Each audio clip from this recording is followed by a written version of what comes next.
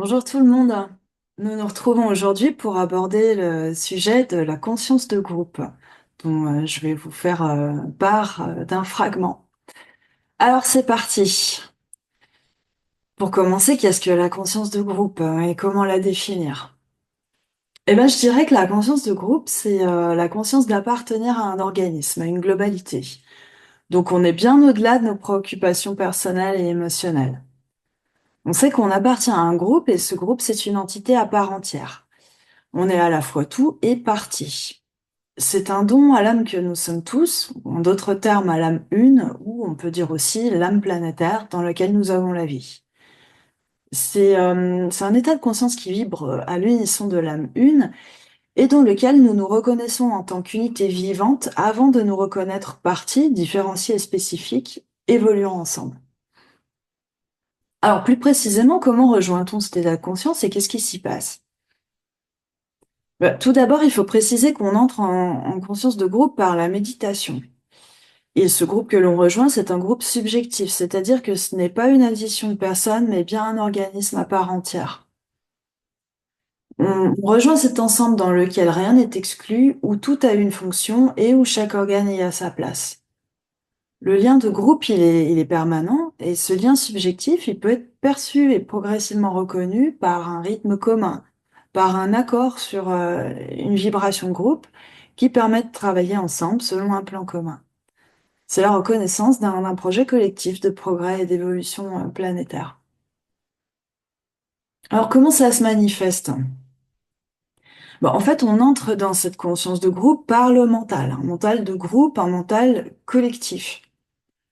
La personnalité elle se donne totalement à l'âme une en sachant pourquoi elle se détourne de ses objectifs personnels, hein, pour donc s'ouvrir à un intérêt plus grand qui la dépasse et en même temps qui l'inclut. Et donc à partir de là, la vie personnelle peut être pilotée nouvellement depuis cette conscience de groupe. Sans compréhension qui passe par le mental, ce serait que désir ou idéal qu'il faudrait suivre parce que, admettons, quelqu'un nous l'aurait dit. Le mental, il permet justement une autonomie du sens et de l'action qui s'ensuit. D'où l'importance du mental qui permet de comprendre, de clarifier et d'interroger par soi-même. Et ceci, notamment par l'intermédiaire du mental abstrait qui écoute calmement et qui capte les vibrations sur ce plan pour les transformer en idées intelligibles. Nous captons donc à partir de ce mental collectif des idées nouvelles, des idées d'ensemble, et c'est par ces idées que nous pouvons avancer, évoluer, parce qu'elles émanent d'un nouvel état d'être. Alors dans cet état de conscience, il s'agit plus du tout des affaires de la personnalité qui est pour ainsi dire libérée de son émotionnel, de ses désirs, de ses demandes pour le soi séparé. Ici, en fait, les idées captées, elles sont régies par le bien commun pour l'ensemble dans une évolution planétaire. Et j'insiste que c'est bien par le groupe que l'on perçoit ces idées d'ensemble, hein. C'est par l'intermédiaire de ce mental collectif. On pense à partir d'une lumière nouvelle, d'un point d'unité qui est l'âme une, et nous pouvons percevoir une vision d'ensemble et en percevoir aussi les détails. Alors qu'est-ce que ça donne par la suite? Et ben par la suite, les idées, elles sont plus personnifiées ni gardées pour soi, hein. On entre dans un libre-échange et une solidarité de groupe, de système et d'ensemble avec une créativité collective. Les idées, elles sont transformées en pensées intelligentes pour tous depuis cet état de conscience où tout est pensé comme un. On entre dans une ère de profonde compréhension, compréhension de la coopération, où chaque élément a sa place définie dans un organisme et où le travail de groupe œuvre pleinement pour cet ensemble. Dans cet organisme, chaque organe a sa mission propre pour œuvrer. Alors, il peut y avoir des formulations spécifiques, mais jamais déconnectées de l'ensemble. Et nous savons que sans idée claire, nous ne pouvons pas avancer vers de plus justes relations sur Terre. Voilà. Alors après cette entrée en matière un peu descriptive, explicative de la conscience de groupe, on peut légitimement se demander mais qu'est-ce que ça change de vivre en tant que conscience de groupe par rapport à une conscience individuelle? Alors effectivement, pour illustrer ça, je vais prendre le cas auquel nous sommes tous confrontés lors d'une discussion qui traite par exemple de l'arrivée de nouvelles technologies et d'une nouvelle façon de procéder en société qui est en train de bousculer nos habitudes. Alors évidemment, chacun en va de ses avis et opinions. Et en ce qui me concerne, bah, je vais de prime abord peut-être trouver certaines fonctionnalités technologiques bah, absurdes, accessoires ou trop contraignantes dans le quotidien. Et les opinions des uns et des autres, dont les miennes, sont imprégnées d'émotionnel, c'est-à-dire d'avis personnels, partiels et partials. Et ça va donner des débats comme bah, moi, je trouve que on aurait pu faire autrement, plus facilement et efficacement. Ou bien c'est tout simplement inutile et en plus j'en ai pas envie, c'est pas mieux et ça me plaît pas. Alors tout ça, plus ou moins argumenté, et cetera, et cetera. Bref, en tout cas, chacun est persuadé d'avoir la vérité sur la question et toute contradiction n'est généralement pas la bienvenue. Donc bien entendu, bah, tout le monde n'étant pas du même avis, on assiste à un exposé de pensées divergentes. Alors qu'est-ce qui se passe dans ces moments-là? Eh ben, si moi-même, je reste sur le plan des opinions et donc dans mon fonctionnement émotionnel, très personnel, je peux très bien faire la sourde oreille à ce que dit l'autre, voire me braquer, m'offusquer, bah, parce que je vis le désaccord comme une offense envers ma personne, tant je m'identifie à des points de vue émotionnels ou à des souhaits de résultats très concrets, et par extension, je peux aller jusqu'à me sentir incomprise, jugée et exclue. Bref, on voit bien que je suis prise dans un dialogue de sourds où tout tourne en rond sur moi-même. Et donc, bah, finalement, je suis moins intéressée par le sujet, donc en l'occurrence ici la technologie nouvelle, que par l'avis que j'en ai sur la question et que l'autre n'a pas. Alors, bon, heureusement, hein, il se peut bien quand même qu'une lumière en moi s'allume à un moment donné pour ne pas être engloutie dans cette situation.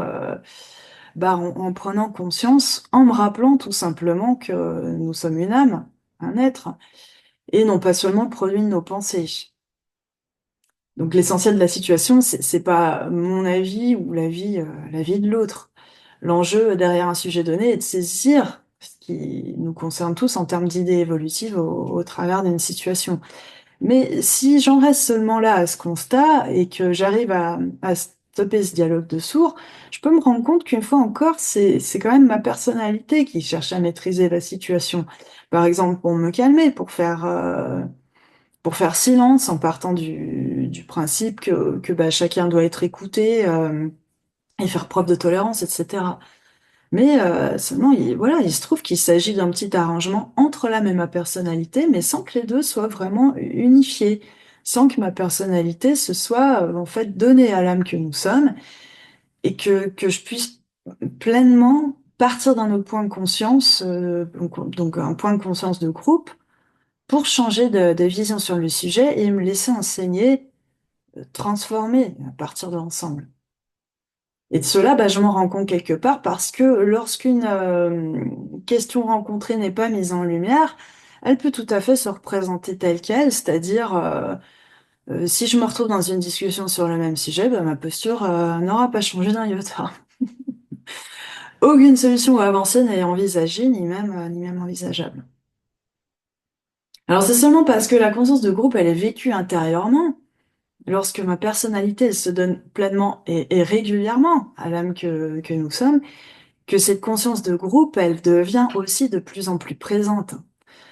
Cette conscience, elle se rappelle à moi comme une espèce de mémoire vive, mémoire collective, et elle va m'inviter à remettre le problème rencontré dans la lumière de l'ensemble, donc du groupe, d'une vie d'unité où tout est vision globale. Et c'est depuis cette unité que je peux voir la spécificité d'une idée qui se trame derrière un problème donné. Alors comment ça se passe? Eh bien, mon premier point est que Quand la conscience de groupe elle est plus présente, naturellement, je suis moins attirée et je m'implique de moins en moins personnellement dans le débat. Ouf. En tout cas, je suis moins encline à me laisser happer par les aspects émotionnels et personnels que suscite le débat. Je sais que derrière des changements, des nouveautés de forme et de fait, c'est d'un autre type de progrès dont il est question, celui de la conscience qui cherche à s'élargir et qui nous concerne tous. Alors, ça se manifeste d'abord par un questionnement, tel que, quelle juste posture peut être adoptée? Ou comment entendre et éveiller sur ce qui nous concerne tous derrière nos opinions sur un point précis et qui peut nous faire progresser mutuellement? Donc c'est ce que la présence de la conscience de groupe, elle vient rappeler, elle vient questionner intérieurement.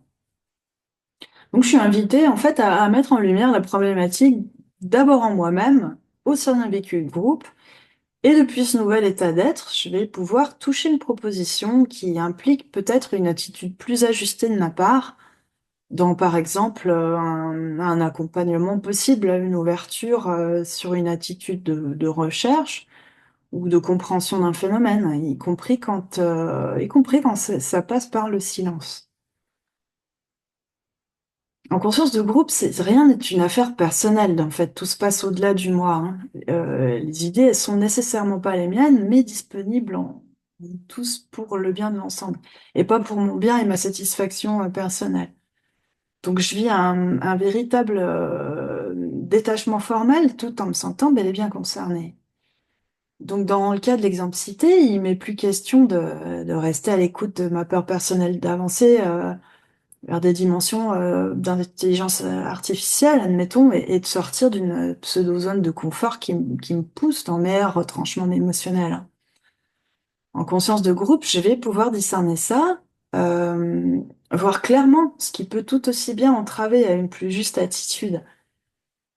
L'impersonnalité vécue en conscience de groupe, elle permet d'observer ça sans jugement, dans l'accueil des différents points de vue, avec une compréhension que chacun évolue vers une même destination, quelle que soit la forme que ça peut prendre en chemin, et sans perdre de vue l'objectif de bien commun qui sous-tend l'ensemble. Alors le changement d'attitude intérieure est donc bien vivant et palpable.